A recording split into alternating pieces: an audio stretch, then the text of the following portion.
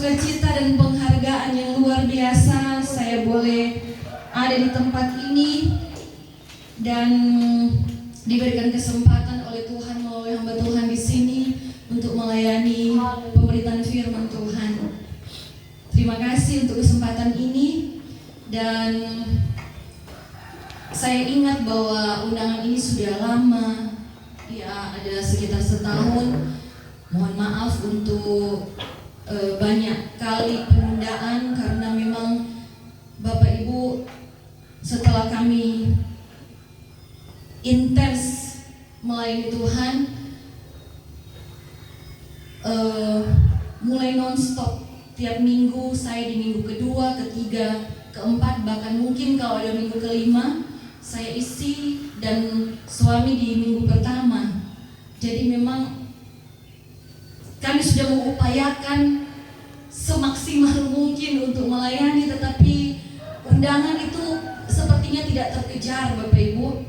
Karena jujur kalau diisi pelayanan, undangan pelayanan sudah masuk di bulan Maret, bukan tahun ini, 2025. Makanya Bapak Ibu, saya ambil keputusan untuk khusus GPDI kita pending dulu. Jadi kita akan tanggapi yang sudah masuk di dalam undangan. Puji Tuhan, Bapak Ibu sudah dikasih dalam Tuhan Yesus Kristus. Saya memperkenalkan nama saya. Saya bernama Dina Turangan. Kami berasal dari Lamongan, dan saya bertemu dengan suami saya di Manado. Beliau dari Surabaya. Bertemu ketika saya menjadi pegawai di salah satu bank di Manado. Dan puji Tuhan, saya bersyukur pada Tuhan karena Dia yang dulu tidak mengenal Tuhan, Tuhan bawa pada pengenalan secara pribadi. Bukan karena saya, Tuhan hanya pakai saya Bapak Ibu untuk memperkenalkan Yesus, dan Dia dengan inisiatif sendiri bahkan sudah melayani. Puji Tuhan Bapak Ibu sudah dikasih dalam Tuhan Yesus Kristus. Sekali lagi memang undangan tertunda karena kadang-kala kalau kami berangkat seperti pada barusan ada liburan atau tahun baru, 2 minggu lagi tidak diisi. Jadi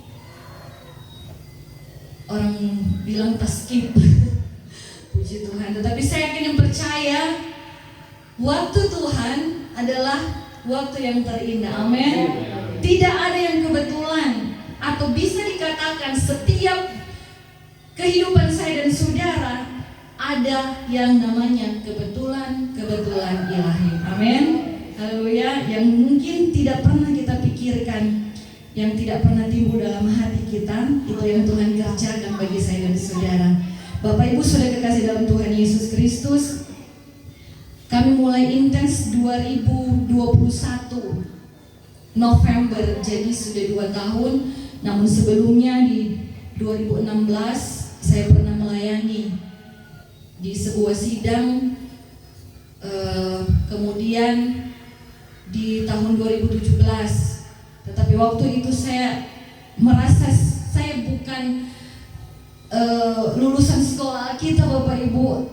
Saya merasa menganggap bahwa saya tidak mampu atau siapa saya, tetapi ternyata bahwa pemakaian Tuhan itu Ia akan melengkapi ketika Tuhan mau memakai saya dan saudara.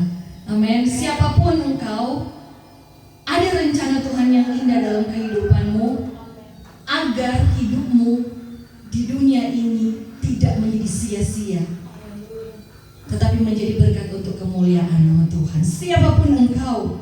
Nah, kesempatan pada pagi hari ini saya akan membawakan firman Tuhan, dan saya akan awali dengan Wahyu 2 ayat 14. Perhatikan pembacaan firman Tuhan masing-masing dalam Alkitab kita. Ini ada sebuah pesan untuk jemaat Pergamus, dan saya rindu sekali menjadi pesan bagi jemaat Cahaya Sion di sini. Haleluya, puji Tuhan. Tetapi kita perhatikan pembacaan masing-masing. Saya akan membaca untuk kita simak bersama dalam terjemahan sederhana Indonesia versi 3. Wahyu 2 ayat 14 berbunyi sebagai berikut. Tetapi aku guru besar Tuhan, kecewa terhadap kalian karena hal ini. Kecewa terhadap apa? Beberapa dari kalian mengikuti ajaran sesat yang dulu diajarkan Bileam. Ingatlah bagaimana Bileam mengajari Balak untuk membujuk orang Israel supaya berbuat dosa, yakni dengan mengikuti pesta makan dalam penyembahan berhala dan melakukan percabulan. Bapak Ibu Saudara kekasih dalam Tuhan Yesus Kristus, mungkin pembacaan firman Tuhan ini tidak lasing bagi saya dan saudara.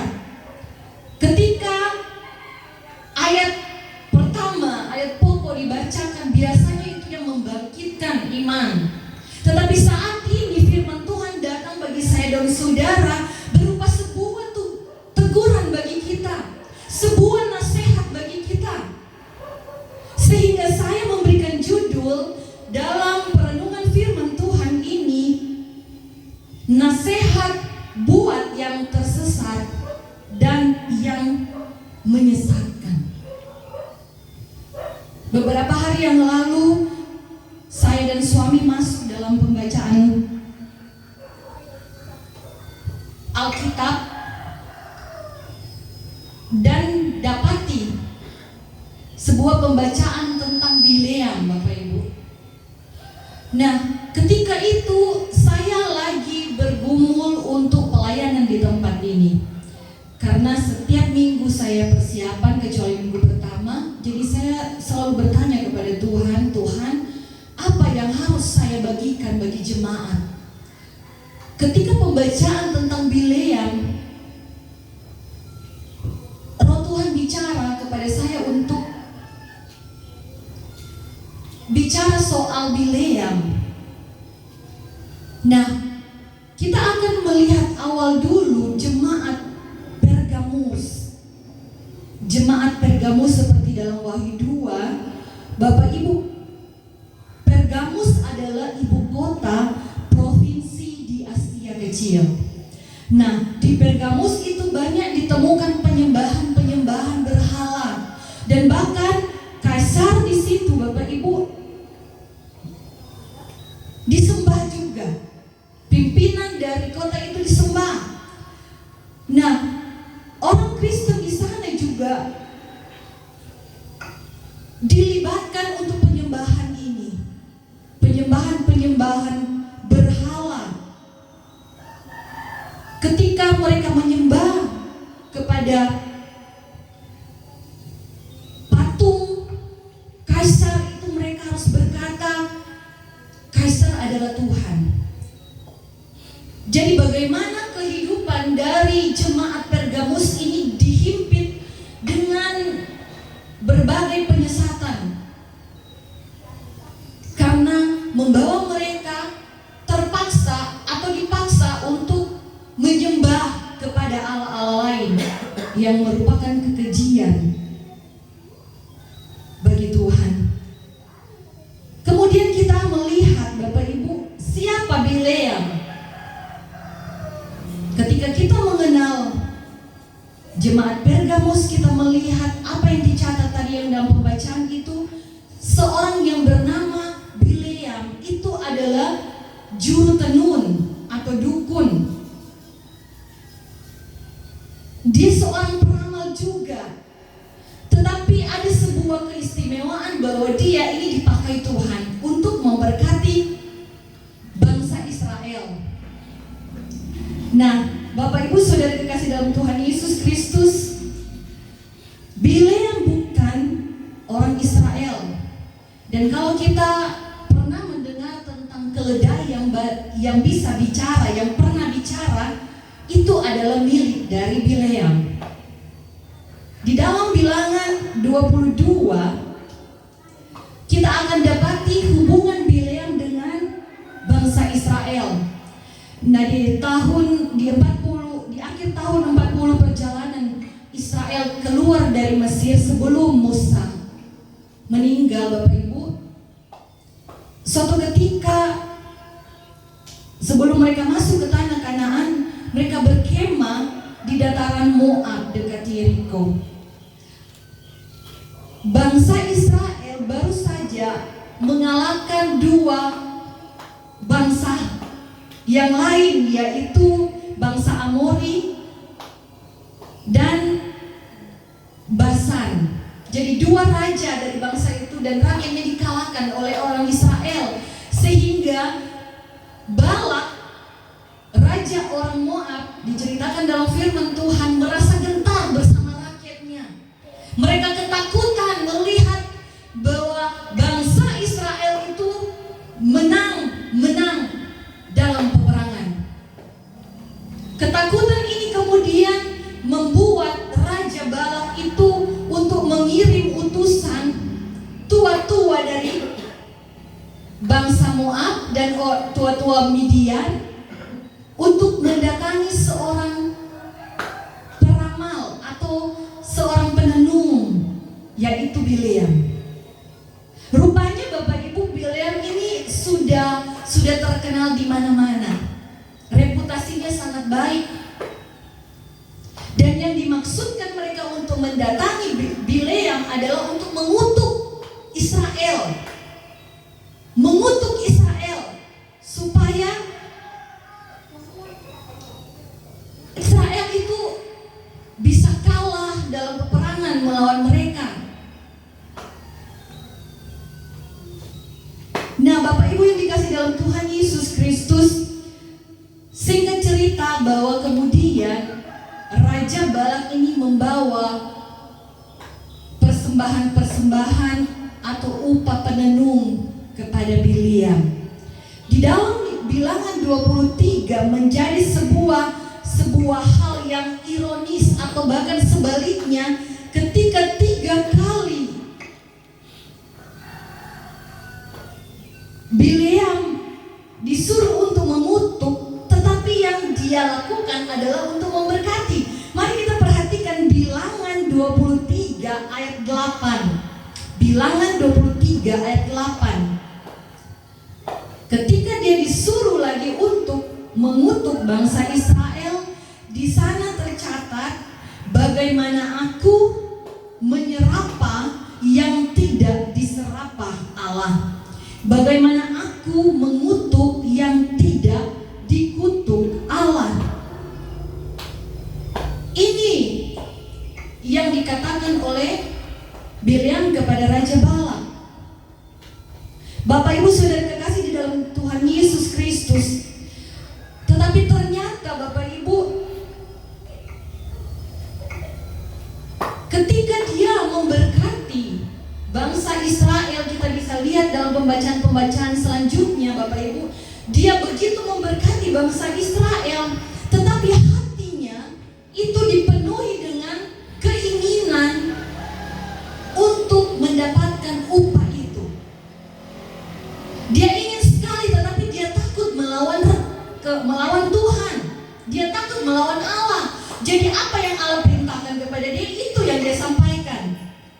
Tetapi secara pribadi dalam hatinya, dia ingin pemberian dari raja.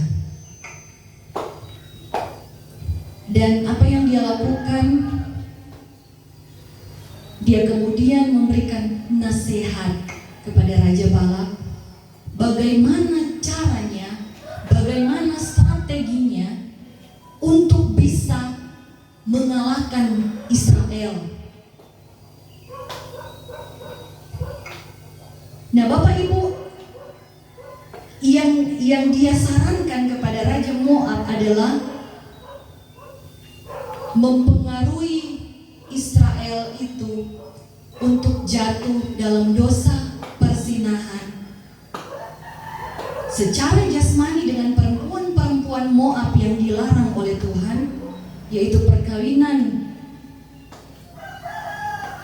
yang bukan dari bangsa Israel, perkawinan dengan perempuan-perempuan asing. Mereka berzina dengan perempuan-perempuan Moab dan juga ikut dalam penyembahan penyembahan karena pengaruh dari perempuan-perempuan itu. Ini menjadi strategi dari Bileam disampaikan kepada Raja Moab dan kemudian dilakukan. Sehingga singkat cerita Bapak Ibu, Bileam tidak mengutuk secara langsung kepada orang Israel, tetapi orang Israel itu sendiri yang mengutuk dirinya. Dan dikisahkan di dalam Bilangan 25 ayat 9, ada 24.000 orang Israel yang mati kena tulah dari Tuhan. Mereka semua yang terlibat dalam persinahan fisik dan persinahan rohani ini dihabiskan oleh tulah. 24.000, jumlah yang begitu besar.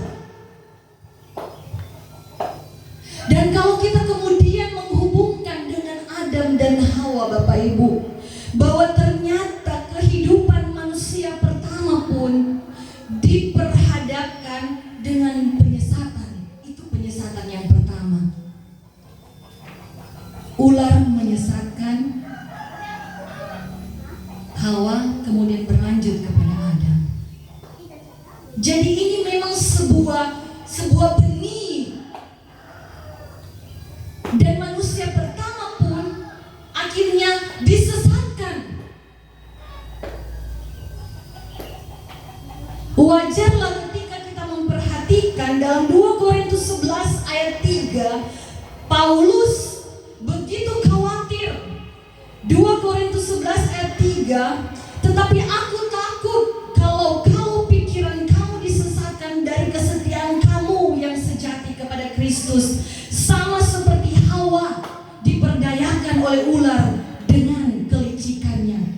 Jadi karakter manusia itu dasarnya begitu lemah dan mudah untuk disesatkan. Tidak bisa dipungkiri Bapak Ibu, Adam dan Hawa tersesat. Sebelum memasuki tanah Kanaan, Israel juga tersesat.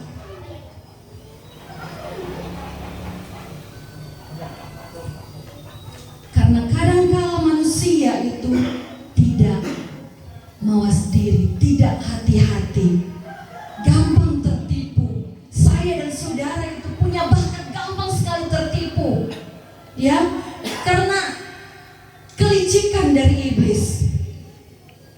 Makanya kita perlu berhati-hati Bapak Ibu. Pemazmur mengakui dalam Mazmur 19 ayat 12, perhatikan pembacaan firman Tuhan. Siapakah yang dapat mengetahui, atau dalam kata lain, siapa yang dapat menyadari kesesatan? Bebaskanlah aku dari apa yang tidak kusadari. Kadang-kala begitu liciknya intrik-intrik dari iblis itu memakai segala sesuatu dalam kehidupan saya dan saudara di sekitar kita untuk menjatuhkan kita tanpa kita sadari Bapak Ibu. Kita merasa itu biasa-biasa saja, tapi ternyata kita sudah jauh tersesat.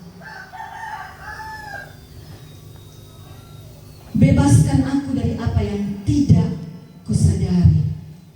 Nah, dalam Yesaya 14 ayat 19 sampai 20, tetapi saya baca di dalam firman Allah yang hidup, tidak ada orang yang mempunyai pikiran atau pengertian yang berkata, kalau orang yang punya pengertian dan punya pikiran, tentu dia akan menghindar. Tetapi kadangkala orang itu tidak sadar, sehingga dia tidak bisa untuk mengungkapkan bahwa menyadari bahwa bukankah ini hanya sepotong kayu. Sebagian telah kupakai untuk membakar roti dan memanggang daging. Masa sisanya dapat dijadikan dewa? Bagaimana mungkin aku menyembah sujud kepada sepotong kayu?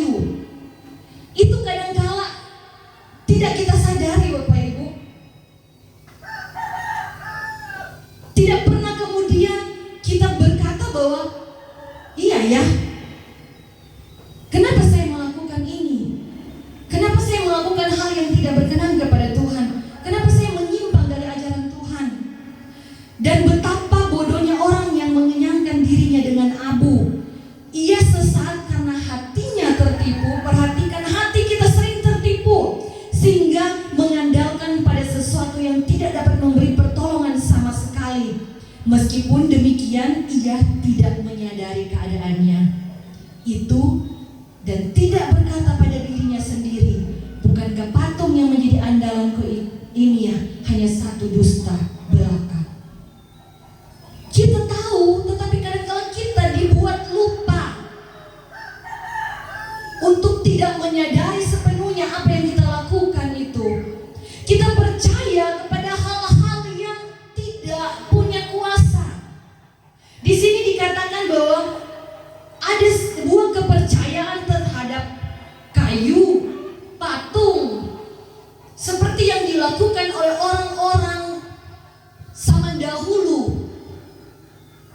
Animisme, kepercayaan kepada roh-roh yang bukan berasal daripada Tuhan lewat sesuatu. Saya tidak tahu jemaat di sini masih mempercaya itu atau tidak. Tetapi mungkin ada kepercayaan yang sepertinya tidak nyata, tetapi kita tidak menyadarinya. Misalnya Bapak Ibu, kalau keluar dari rumah cecak berbunyi, jangan dulu keluar rumah. Ibu hamil katanya tidak boleh di depan pintu. Banyak hal-hal yang mungkin menjadi kepercayaan kita. Tetapi satu hal yang ingin Tuhan sampaikan pada jemaat di sini, bahwa kehidupan saya dan saudara itu ada yang mengontrolnya, ada yang mengendalikan kita, ada yang memberkati dan menuntun langkah hidup kita. Kenapa kita begitu terpengaruh dengan hal-hal yang bahkan tidak masuk akal, Bapak Ibu? Mari kita sadari dalam kehidupan hari-hari kita, kalau mau melangkah, jangan tunggu cecak bunyi, tetapi mari kita berinisiatif untuk berdoa. Karena itu yang akan menjadi kekuatan kita dalam perjalanan kita. Banyak mungkin hal yang dalam kehidupan sehari-hari Bapak Ibu, yang kita kemudian tidak merasa itu adalah penyesatan, tapi kemudian kita mengakui padahal itu tidak berkenan kepada Tuhan. Bapak Ibu saudara kekasih dalam Tuhan Yesus Kristus, mari saya ajak kita untuk belajar bagaimana cara agar tidak disesatkan, baik oleh pengaruh orang lain dan mungkin tersesat karena bisa dari diri kita sendiri. Yang pertama kita akan melihat Bapak Ibu, Mazmur 119 ayat 29. Mazmur 119 ayat 29, di sana dikatakan firman Tuhan, jauhkanlah aku dari jalan yang sesat, karena kebaikan-Mu ajarilah aku hukum-Mu. Jadi ternyata kita bisa minta kepada Tuhan, jauhkanlah aku dari jalan yang sesat. Bukankah Yesus mengajarkan kita, jauhkanlah daripadaku yang jahat? Di dalam doa Bapa kami, kita minta kepada Tuhan, Tuhan hari ini jauhkan aku dari jalan yang sesat. Tetapi tidak cukup hanya kita berdoa kepada Tuhan, tetapi kita harus melakukan sesuatu. Ada usaha sendiri yang perlu kita perhatikan. Yang pertama saya ingin bagikan Bapak Ibu, usaha kita apa? Yaitu kita menjaga jalan hidup kita sesuai dengan firman Tuhan.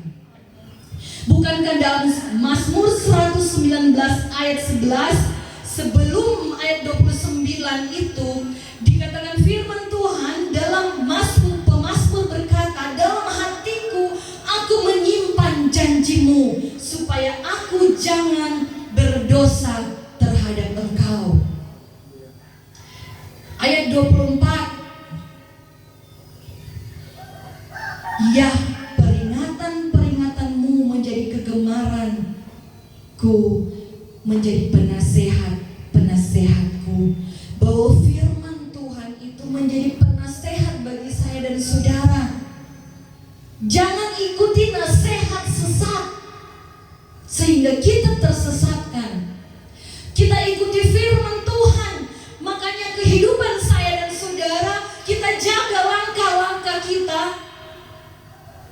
dengan firman Tuhan.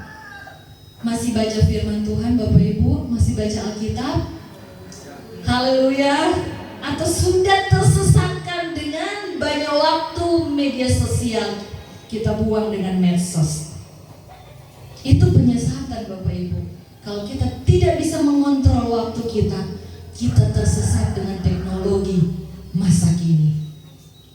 Mari Bapak Ibu, langkah pertama kita usahakan bahwa kita selalu membaca firman Tuhan, karena disitulah janji-janji Tuhan kita bisa akan tahu, menjadi pegangan kepada saya dan saudara.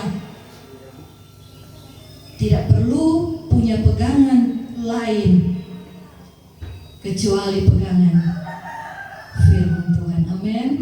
Haleluya. Peganglah firman-Nya. Amin. Haleluya. Puji Tuhan. Bapak Ibu, Yosua 1 ayat 8. Yosua 1 ayat 8. Janganlah engkau lupa memperkatakan kitab Taurat ini, tetapi merenungkan itu siang dan malam. Perhatikan anjuran firman Tuhan, merenungkan firman itu siang dan malam, berarti selalu itu hidup dalam kehidupan kita. Siang dan malam tanpa waktu yang lowong. Bukan berarti kemudian tiap hari kita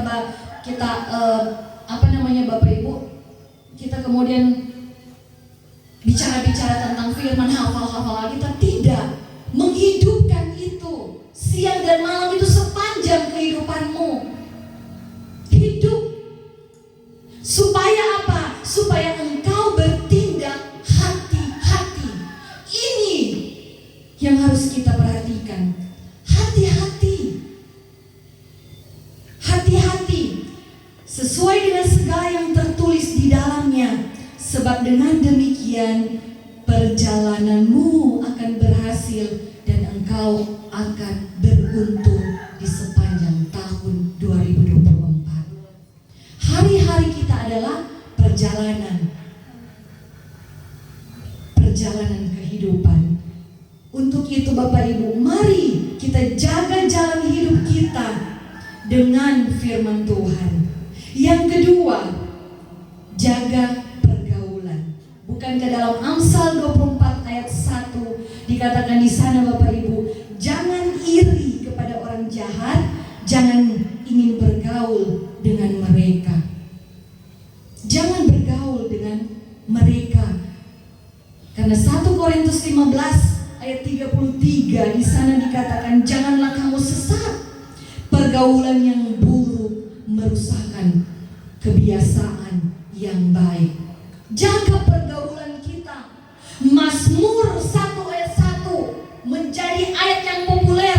Berbahagialah orang yang tidak berjalan menurut, sekali lagi perhatikan, nasihat orang fasik, tetapi mari kita berjalan menurut nasihat firman Tuhan. Yang tidak berjalan di jalan orang berdosa, yang tidak duduk dalam kumpulan pencemooh. Mau jaga pergaulan saya dan saudara? Amin. Haleluya. Kalau tahu di situ banyak orang lagi melakukan dosa, jangan sok-sok kuat Bapak Ibu. Kalau lagi dorang lagi minum-minum, jangan tiba-tiba kita jadi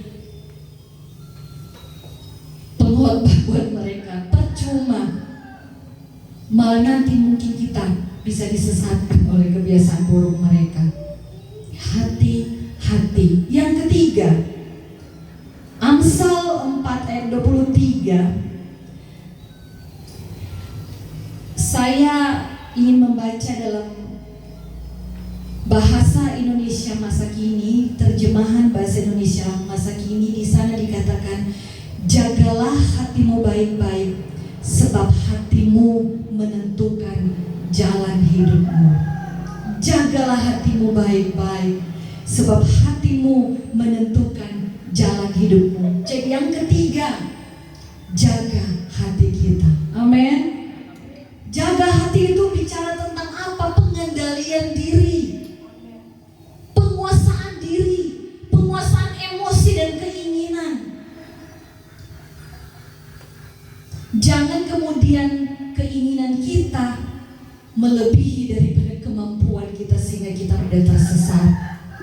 Jaga hati kita atau jaga emosi kita.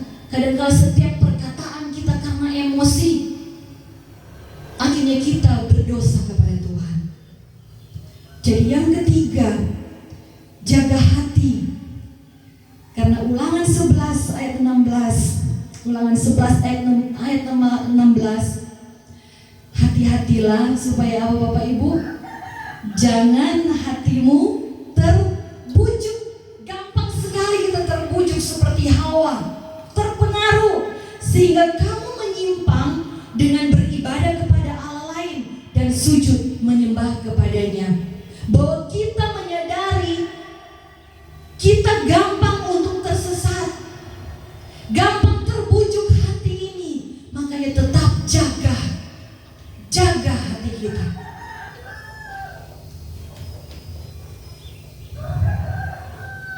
Sekali lagi kita perhatikan Kolose 2 ayat 8 mengajak saya dan saudara dalam terjemahan bahasa Indonesia masa kini, hendaklah kalian berhati-hati, jangan sampai ada yang memikat kalian dengan falsafah-falsafah manusia yang tidak berguna, melainkan hanya menyesatkan. Falsafah-falsafah itu bukan dari Kristus, melainkan dari pendapat manusia saja dan roh-roh penguasa dunia. Ini yang saya katakan tadi Bapak Ibu, dari luar, pengaruh dari luar yang memikat kita. Kita harus berhati-hati. Amin. Haleluya. Puji Tuhan. Yang keempat, ini sepertinya hal yang biasa Bapak Ibu. Yang keempat, yaitu jangan kepo kepada orang lain. Jangan kepo kepada orang lain. Ulangan 12, perhatikan ayat 30.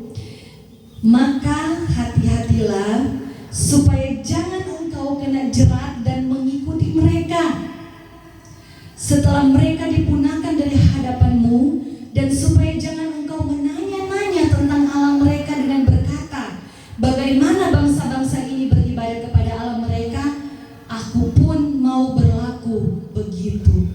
Padahal dijelaskan sudah dipunahkan, tapi perasaan kita itu untuk mengetahui itu kadang-kala lebih menguasai kita Bapak Ibu. Kepo dengan orang lain, kepo dengan agama orang lain, kepo dengan pengajaran orang lain. Kita sudah tahu itu sesat, dipunahkan. Kita coba-coba. Mungkin ada ibadah-ibadah yang kita sudah tahu, tidak cocok itu dengan ajaran kita. Tetapi bagaimana sih ya, mau coba Bapak Ibu, akhirnya tersesat. Bukankah banyak ajaran-ajaran yang kita akhirnya tidak sadari, ada orang-orang dari mungkin teman-teman kita yang akhirnya ikut karena apa? Kepo. Jadi hati-hati. Firman Tuhan bicara bagi saya dan saudara, jangan kepo tentang ajaran-ajaran yang lain atau ibadah-ibadah yang lain. Yang kedua, jangan kepo dengan harta orang lain. Ayub 36 ayat 18, firman Tuhan berkata, waspadalah, jangan kau tertipu oleh uang sogokan, jangan kau disesatkan karena kekayaan. Kadang-kala kita kepo melihat orang lain itu kaya, dari mana ya dia dapat kekayaan itu. Kita mulai mencari, memeriksa, pingin tahu, sehingga kemudian kita tersesat. Oh, ternyata begini ya jalannya. Coba, terbujuk, akhirnya kita jatuh. Dan yang ketiga, jangan kepo dengan ajaran-ajaran asing. Bapak Ibu, kita perhatikan, kalau tadi soal penyembahan ini, kita perhatikan Ibrani 13 ayat 9a. Janganlah kamu disesatkan oleh berbagai-bagai ajaran asing. Jadi ada 4 hal itu Bapak Ibu yang harus kita perhatikan, harus kita kerjakan. Pertama, ketika kita minta kepada Tuhan untuk menjauhkan kita dari kesesatan, kemudian ada usaha sendiri menjaga jalan hidup kita, menjaga pergaulan kita, menjaga hati kita, dan yang terakhir, kita jangan kepo dengan orang lain. Nah, mungkin menjadi pertanyaan bagi saya dan saudara, mungkin ada jemaat di tempat ini, tapi saya sudah tersesat. Atau mungkin ada keluarga saya, teman saya tersesat. Saya ingin bagikan cara untuk keluar dari jalan sesat atau supaya lepas dari kesesatan. Yang pertama, mari kita perhatikan Mazmur 119 ayat 176. 119 ayat 176, pemazmur berkata demikian, "Aku sesat seperti domba yang hilang, maka datanglah dan carilah hamba-Mu ini, sebab aku tidak mengabaikan perintah-perintah-Mu." Di sini firman Tuhan mengajarkan saya dan saudara minta untuk ditemukan Tuhan. Kita minta kepada Tuhan, Tuhan, aku ini domba yang hilang, datanglah Tuhan, cari hamba-Mu ini, temukan aku.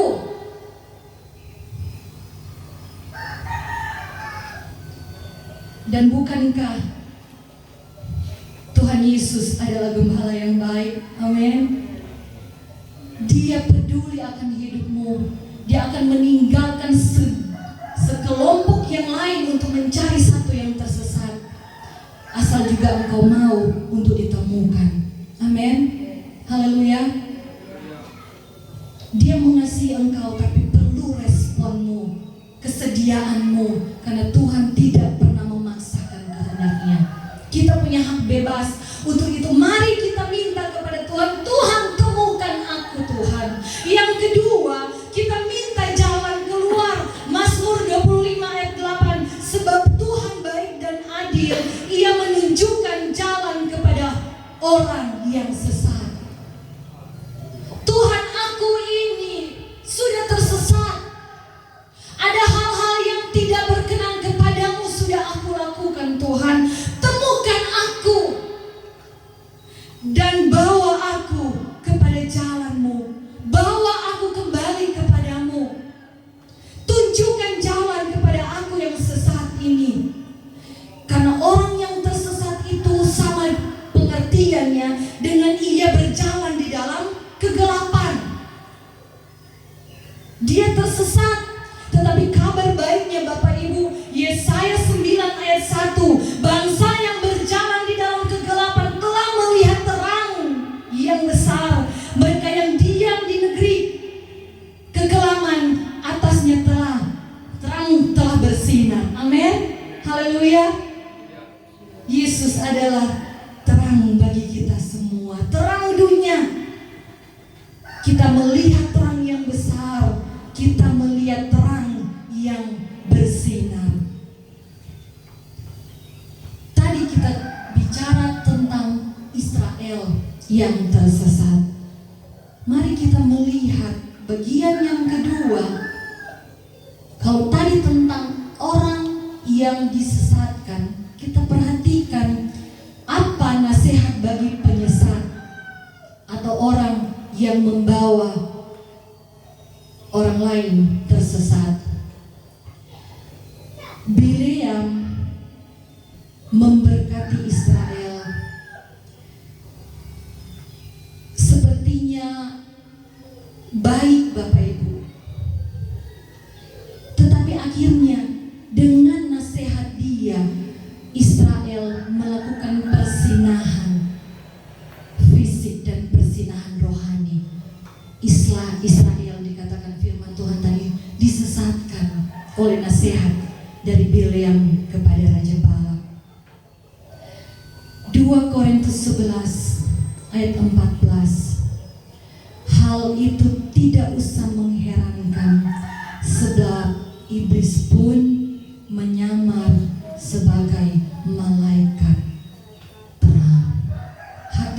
kehidupan saya dan saudara Bapak Ibu. Sepertinya baik, sepertinya menguntungkan, tetapi ternyata kenyataan itu membawa kita kepada hal yang tidak berkenan kepada Tuhan. Bilangan 31 yang terjadi kepada bangsa Israel ayat 16, akibat dari nasihat Bileam yang tadinya memberkati itu, tetapi seperti malaikat, seperti iblis menyamar sebagai malaikat terang. Bilangan 31 ayat 16, bukankah perempuan-perempuan ini atas nasihat Bileam menjadi sebabnya orang Israel berubah setia terhadap Tuhan dalam hal Peor, sehingga tulah turun ke antara umat Tuhan. Dia yang tadinya mendatangkan berkat, dia menyesatkan. Sehingga dalam perjanjian baru, dalam 2 Petrus 2 ayat 15, kembali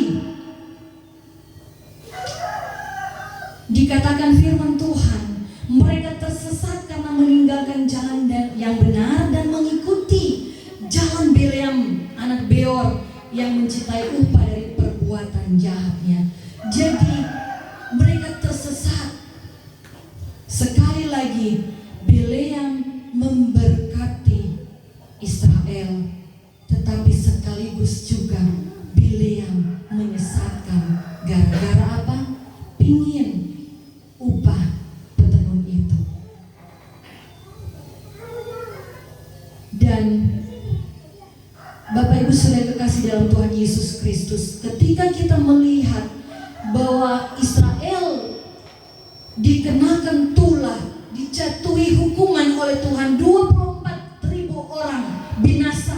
Setiap mereka yang terlibat dalam persinahan dengan perempuan-perempuan Moab dan juga dengan penyembahan berhala, mereka mati. Apa yang terjadi dengan Bileam? Hal yang sama kita akan temukan. Akibatnya penyesat itu dalam Yosua 13 ayat 22a. Juga Bileam bin Beor, juru tenung itu, telah dibunuh oleh orang Israel dengan pedang. Jadi Bileam menjadi bahagian orang-orang yang dibunuh.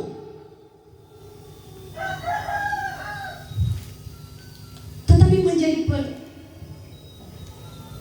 pertanyaan bagi saya Bapak Ibu, waktu saya kemudian belajar firman Tuhan ini, kenapa waktu dia menyesatkan Israel, dia baik-baik saja setelah itu? Bahkan mungkin dia menikmati upah petenun dari Raja Balak. Kenapa dia baik-baik saja Bapak Ibu?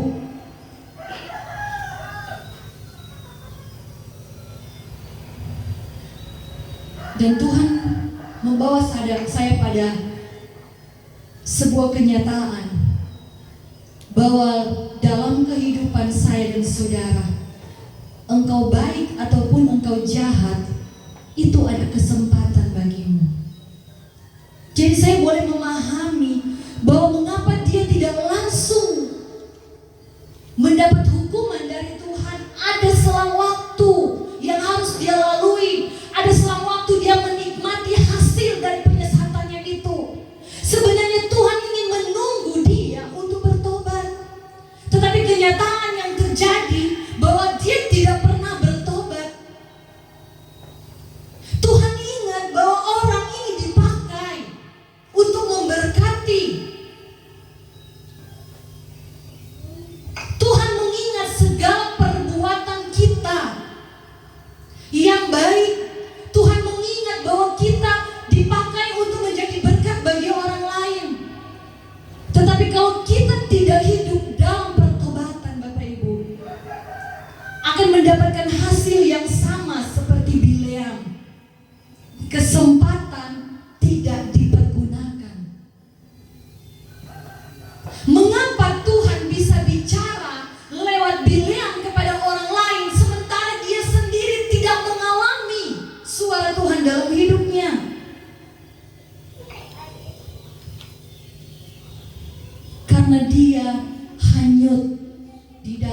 kehidupan penyesatannya.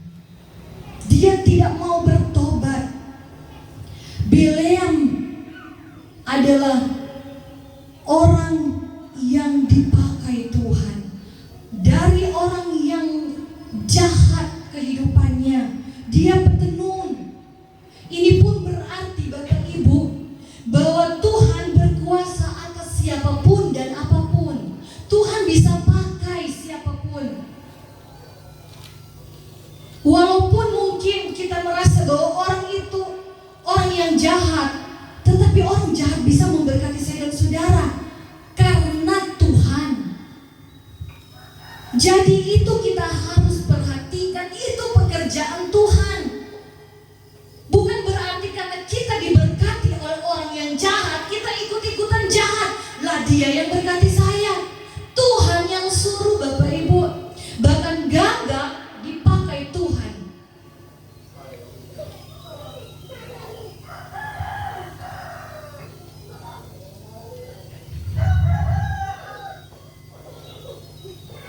Tukang tenun, orang yang punya pegangan itu takluk kepada Allah.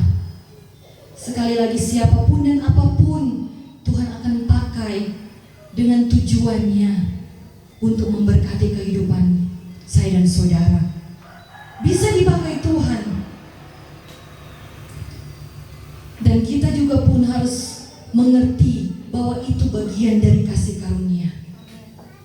Bagian dari kasih karunia yang harus diresponi dengan pertobatan.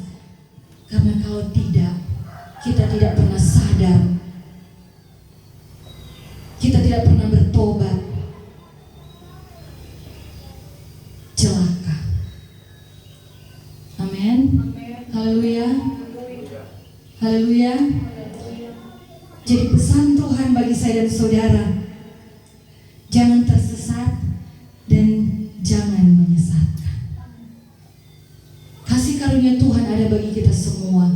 Kalau kita masih hidup sampai pada saat ini mendengarkan firman Tuhan, siapapun kita, firman Tuhan datang dalam kehidupan saya dan saudara, jangan tersesat dan jangan menjadi penyesat.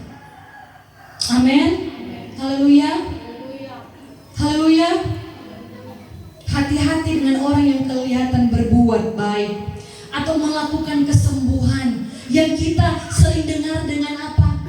Oh, itu kok obatan putih. Tapi terselubung kelicikan iblis. Atau memberikan jalan keluar bagi saya dan saudara. Kita pergi kepada peramal-peramal. Bagaimana di tahun 2024 nasib saya? Apa yang saya harus lakukan? Itu kekejian bagi Tuhan. Itu engkau sudah tersesat, Bapak Ibu. Bukan hanya ketika kita mengikuti ajaran-ajaran sesat tentang keimanan kita, kekristenan kita, tetapi ketika kita terlibat dalam hal-hal persinahan rohani itu,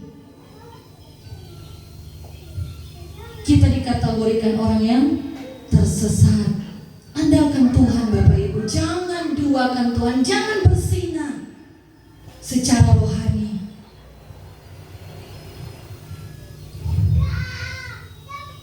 Karena itu akan menjebak kita dalam dosa. Imamat 20 ayat 6 sebagai ayat-ayat yang terakhir Bapak Ibu.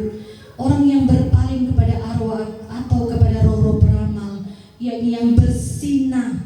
Perhatikan, bersinah dengan bertanya kepada mereka, aku sendiri akan menentang orang itu dan melenyapkan dia dari tengah-tengah bangsanya. Bukan main-main ini Bapak Ibu. Teguran bagi saya dan saudara, bukan main-main. Jangan bersinah dengan bertanya kepada orang-orang yang katanya pelihat, peramal. Dulu masih ada yang tanya-tanya nomor. Saya tidak tahu sekarang apa lagi siasat iblis untuk menyesatkan saya dan saudara. Matius 18 ayat 7. Ini adalah peringatan bagi penyesat atau orang yang menyesatkan. Celakalah dunia dengan segala penyesatannya. Memang penyesatan harus ada. Harus ada penyesatan Bapak Ibu, supaya kita kuat, supaya kita berhati-hati, supaya kita berpegang pada firman Tuhan. Itu harus ada untuk mendewasakan saya dan saudara. Selanjutnya perhatikan, tetapi apa? Celakalah orang yang mengadakannya. Celakalah orang yang mengadakannya. Ini adalah nasihat buat yang tersesat dan yang menyesatkan. Kita sudah lihat tadi, supaya kita tidak tersesat, minta Tuhan jauhkan hidup, jaga hidup dan jaga jalan hidup kita sesuai firman Tuhan. Jaga pergaulan kita, jaga hati kita, jangan kepo. Dan bagi yang sudah terlanjur tersesat, kita minta Tuhan menemukan kita dan menunjukkan jalan pulang bagi saya dan saudara. Dan bagi penyesat seperti Bileam, bagi penenun, peramal, dukun yang punya pegangan-pegangan selain dari Tuhan, masih ada waktu untuk bertobat. Masih ada waktu untuk bertobat. Engkau mungkin bilang dalam hatimu, saya tidak punya pegangan. Tetapi kalau tanggal 13, saya lebih baik tinggal di rumah. Kalau hari Jumat, saya lebih baik tidak bekerja. Baik tidak bekerja, tapi berdoa karena hari Jumat doa puasa. Amin. Saya dengar dari orang tua dulu Bapak Ibu, kalau hari Jumat, kalau menjahit baju katanya mau gampang gampang salah. Banyak kepercayaan itu. Kita menjadi penyesat bagi diri kita sendiri. Bertobat. Haleluya, puji Tuhan. Bapak Ibu Saudara yang dikasih dalam Tuhan Yesus Kristus, ini adalah nasihat bagi saya dan saudara, supaya kita jangan tersesat dan jangan menjadi orang yang menyesatkan. Kita sudah sama-sama belajar firman Tuhan. Saya selesaikan sampai di sini. Saya berdoa kepada Tuhan, biar firman Tuhan ini terlentera dalam kehidupan kita, menjadi rema. Banyak hal yang kita tidak sadari, banyak hal yang membuat kita jatuh tanpa kita mengerti. Untuk itu, hati-hatilah. Banyak sudah kita baca firman Tuhan, dikatakan hati-hatilah. Amin. Mau berhati-hati Bapak Ibu. Haleluya, puji Tuhan. Haleluya. Saya rindu kita semua bangkit berdiri. Saya undang singers untuk sama-sama kita akan menyanyikan lagu yang berkata, "Ku datang pada salib itu." Haleluya, puji Tuhan. Ketika saya ingin membuat renungan ini Bapak Ibu, pada beberapa hari ini, ketika saya katakan tadi, kami membaca firman Tuhan tentang Bileam. Saya belajar tentang Bileam. Saya dengarkan khotbah-khotbah tentang Bileam. Tetapi apa yang saya bawakan ini sepertinya berbeda dari apa yang saya dengarkan. Tadi subuh saya kemudian menyadari Bapak Ibu, bahwa setiap suara Tuhan yang disampaikan, setiap nasihat Tuhan itu mengena kepada tujuan. Saya tidak tahu apa yang terjadi dengan jemaat di sini, bukan untuk menghakimi ataupun apapun itu. Tetapi kalau firman Tuhan datang bagi saya dan saudara pada pagi hari ini, biarlah itu tertanam dalam hati saya dan saudara. Amin. Kita berhati-hati. Mungkin belum terjadi, tetapi kalau firman Tuhan datang saat ini,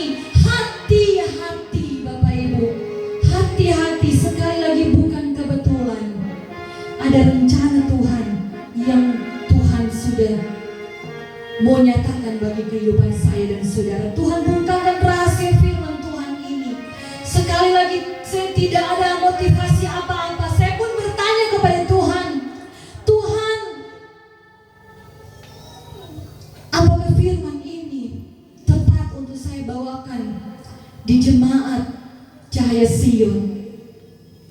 Saya tidak punya maksud apa-apa Bapak Ibu, tetapi mari kita punya kepekaan tentang firman Tuhan. Mungkin ada hal-hal yang belum terlepas dalam kehidupan saya dan saudara, yang itu adalah bagian dari kita tersesat, ataupun mungkin kehidupan kita menyesatkan orang lain. Mari kita datang pada salib itu. Haleluya, puji Tuhan. Sana kita